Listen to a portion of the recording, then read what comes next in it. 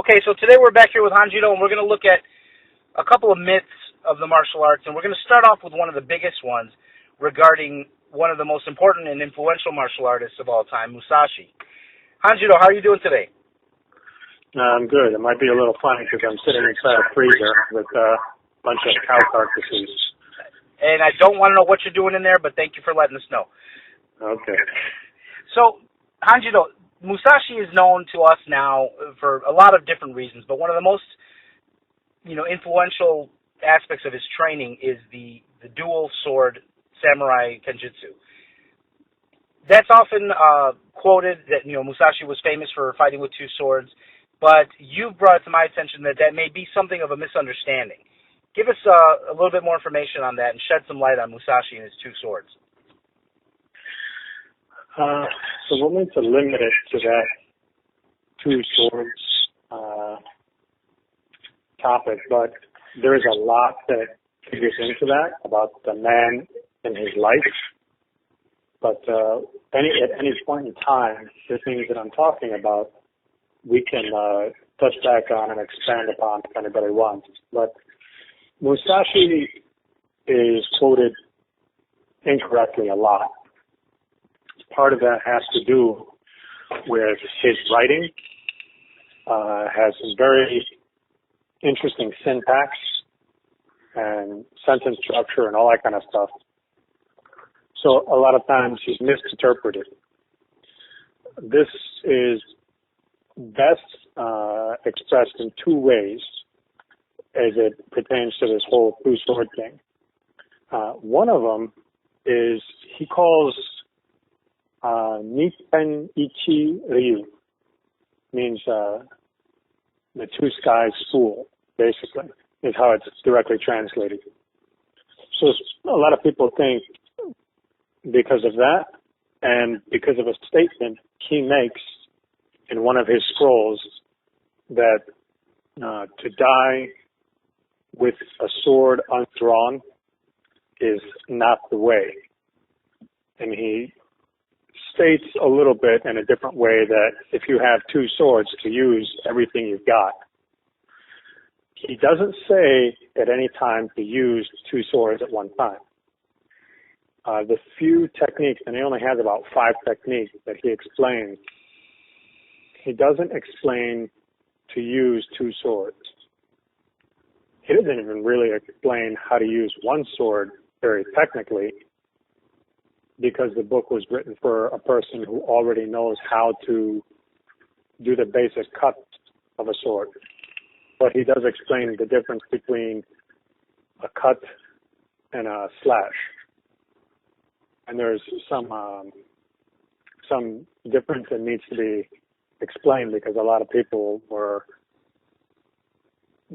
had a different understanding of what a cut is. Now, I feel the same way like Musashi expressed in his book, that a cut is decisive and it takes a lot of strength and it takes a lot of effort and a lot of training.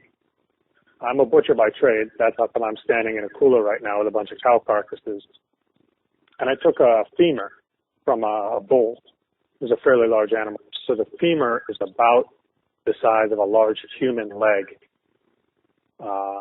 Shin bone. And I took a live sword and I cut haso kezagiri, which is a diagonal cut. And it took a significant amount of force, and I wasn't able to get it the first couple of times. And it took two hands, not an exaggerated swing, but definitely a lot of power with a sharpened, tempered sword to get through that. I'm a fairly strong guy.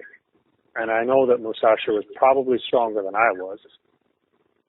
But one-handed cut would not have been able to get through that. And that would be the equivalent of a person who's wearing armor, holding a sword. It would be about the same difficulty as, lopping through an arm, which the majority of his cuts that are explained are actually targeting the arm or coming down onto the head.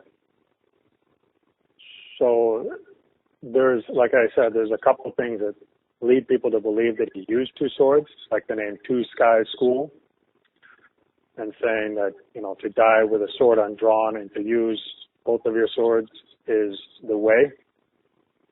And then there's little things kind of peppered throughout where he says to use two hands is not the true way. But he also says things like to fight a crowd, it's best to use two swords and cut in opposite directions, alternating. This doesn't mean that you always do that. And he even says that in his book as well, that you don't always do the same thing.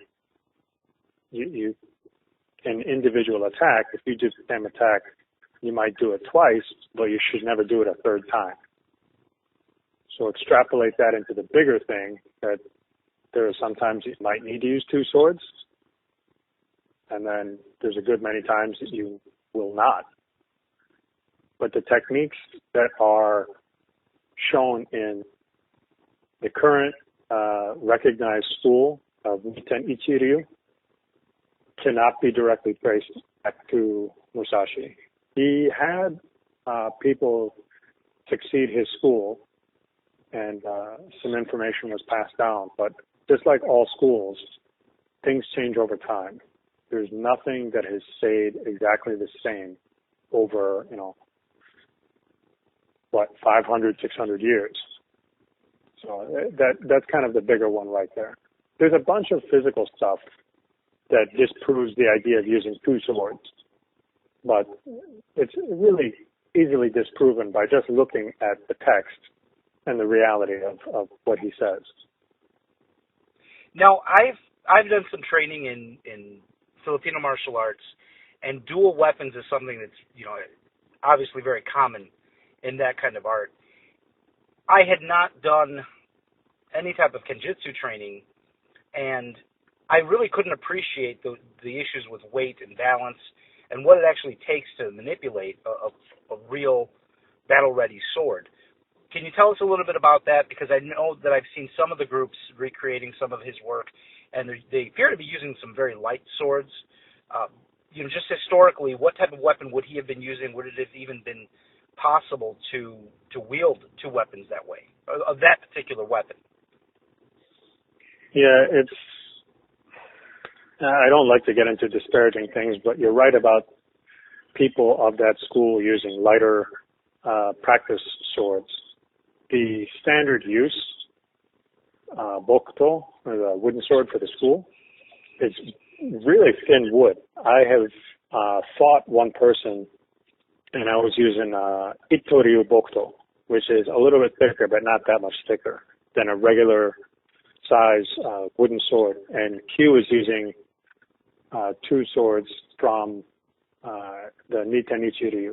And I just broke both of them with one cut. And I'm not that strong. Those are just that thin. And this is what they sanction as to use. That is what most of the people who practice that school, through a registered teacher per se, use.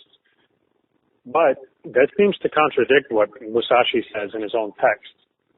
He says to use a sword in both hands in training.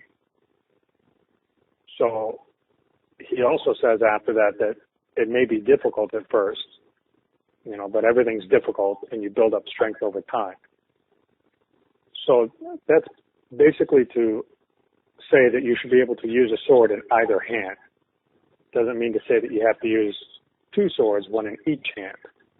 But he does say that you got a condition for the weight of the sword. And these guys are obviously, in the current schools, not doing that. The Japanese sword, the real sword, is anywhere between 2 pounds and 3.5 pounds, depending on length, furniture, like the collar and the sword guard and a handle and all that kind of stuff. The older swords tend to be heavier. Newer swords made in the Edo period, which would be like the 1700s to almost 1800, would be lighter. because the swords later on were not meant to cut through armor, because most times, you were walking around town. But still, to use a Japanese sword, it's a curved sword, and it's made now for two hands. It wasn't always made for two hands. And so if you try to cut with any kind of a curved sword, it tends to want to pull to one side or the other. It's not directly balanced. The edge doesn't stay in the direction that you want. If you cut straight down, for example, because of the curve, it wants to pull to one side or the other. It's not very well balanced. So you have to use two hands, and it's actually taught this way, to shime, to choke, in order to give stability to the sides of the blade, and then to drive the blade through your target. And the cross-section of a Japanese blade is like a wedge. These things are thick for as tall as a Japanese sword might be, and I don't mean the length, I mean the height between the edge and the back of the blade is wide, but not that much. But the thickness of the blade compared to that height, it's one of the thicker swords made. But techniques are used in other schools to use the side of the blade and to deflect, and the back of the blade crush and hit. And then you have, like I said, about cutting and slashing. A real cut takes advantage of the heft of the blade to drive it forward. And you're using the sharpness of the edge to start the cut. And then you're using the width of the wedge of the blade, just like a wood splitter, to split the target and drive it apart.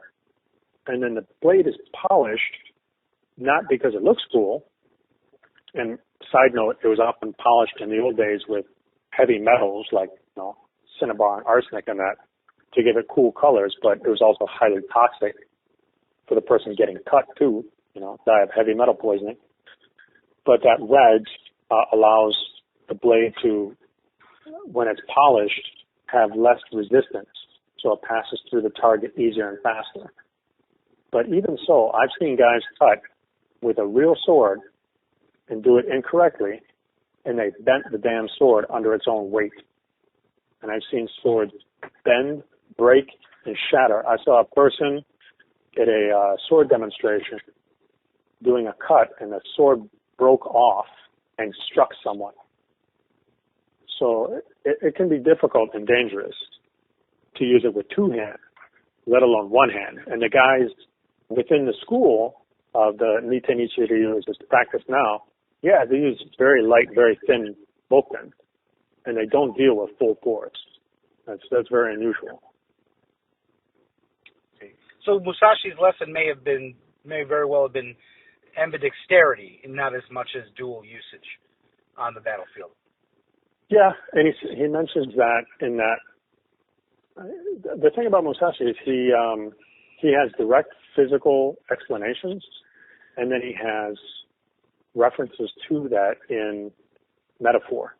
So he uses the carpenter and nature and the idea of religion. So he says, like I said earlier, to learn to practice to use a long sword or a daito, one in each hand. So samurai didn't carry around two long swords. They carried one long sword and one short sword. And he says expressly to train with one long sword in each hand. So one, you don't have two long swords, and two, he's saying to train in that way and not to have combat in that way. And then he goes on to explain the need for balance. If you're going forward, you have to learn how to retreat. And sometimes you don't always retreat, sometimes you're going forward.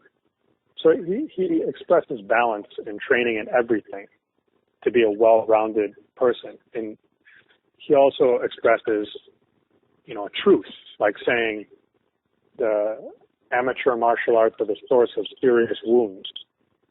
And it's funny, it's telling that he's even explaining that martial arts are becoming not very practical, but showy, even at his time, saying that martial artists are selling themselves and selling their schools. And he says that martial arts for those purposes are the source of the source of serious wounds. He also said that they're vile. Like literally, the closest translations to disgusting or vile.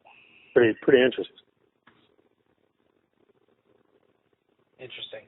So we're going to go ahead and wrap up there for now, Han, and we will be back with a series on understanding Musashi.